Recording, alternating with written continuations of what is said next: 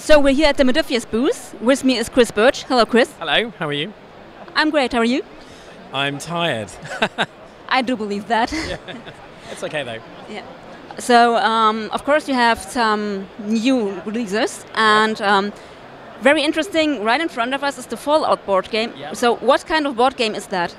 Well, it's a miniatures game, Fallout Wasteland Warfare. So you're going to be playing between sort of 3 and 30 miniatures, depending on which faction you play. You can play small games of just a handful of heroes, or maybe a large game of 30 raiders or Gen 1 synths from the Institute. It's a miniatures game, so here we've built a table resembling a street in Fallout. We're also doing the clip-together card Red Rocket with a game mat as well.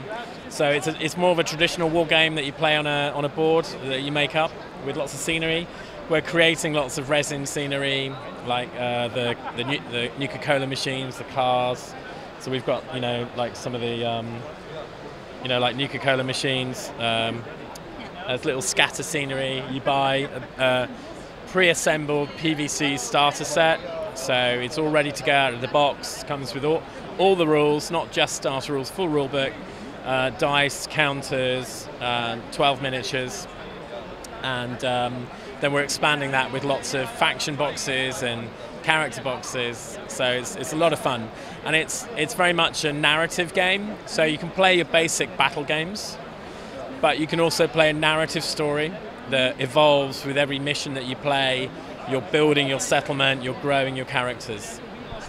Which makes sense because it's based on an RPG. Yes, that's right. Yes, yeah. I mean the characters let you add heroic cards that give them access to VATS abilities, like being a player in the game. You can become a leader, which gives you more like an aura ability. You get perks that expand your character's ability to support your team. And then you can expand your settlement with different buildings and workbenches that give you access to new gear and equipment in the game itself. That's pretty cool. Do you already have a rough timeline which factions will be released next? Yes, so the starter set is coming out in March, but we're already running a pre-order. So all of the first 3 months releases you can order direct from us, and also from retailers you're going to be order those. You'll be able to pre-order from the end of November, and then that will all ship in March. Otherwise, if you're waiting to go into your local store, then they'll start coming out from March, April onwards. So. Okay, and then last year, I think you announced a Kung Fu Panda board game. Yeah. Yeah, they're playing it behind me here. So it's a fast-playing, real-time dice game.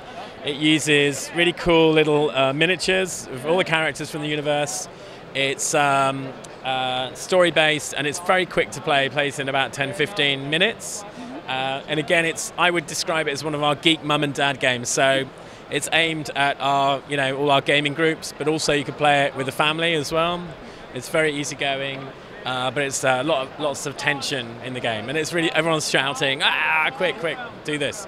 And you're playing through all the stories from just after the first film, so we've got a new set of stories after the first film, and then also we're playing through the second and third film as well. So there's Baby Pandas. Yeah, and that's coming to Kickstarter in 2 weeks' time. So. Great, I'm looking forward to that. And since we are mainly a RPG side, yes. I've seen you have Star Trek Adventures. Yes, that's been our really big launch this summer. It came out at Gen Con. So we've got here the miniatures, the dice sets, both core rule books, and we're showing off some of the tiles that are coming out next. We've also got a GM screen and an adventure book coming out in a couple of weeks. So, and it's been a gigantic launch for us, and it uses our 2D20 system, which we used in Mutant Chronicles and Conan, and you're going to see in John Carter in a couple of months as well, and Infinity as well, which is about to ship. So it's our kind of big new role-playing system that we redesign for different genres, different types of game. And it has, the John Carter version is very simple. The Star Trek version is the kind of slightly simpler version, and then You've got the Conan one, which is a bit more crunchy, and then Mutant Chronicles very crunchy. So it's great fun how we can change the rules to suit the genre of the game. Experiment a little. Yes, yeah, we do. Yeah, I think it's really cool that the dice are color coded. Yes, that's right. Yes, well, we had to do that because people wanted different divisions. If you get the collector's edition book, you even get 3 color-coded ribbons for each division as well. So. Yeah, that's pretty cool. How's the timetable for the new releases there? So, well, the core book should be hitting retail stores next week. Then these are the Voyages, which is a big adventure book. That comes out in about 2 weeks and should hit retail about a month later. Then we've got the Beta book and the Command Division book. They're coming out just after Christmas. Okay, and can you tell us anything about planned releases for other things in the future?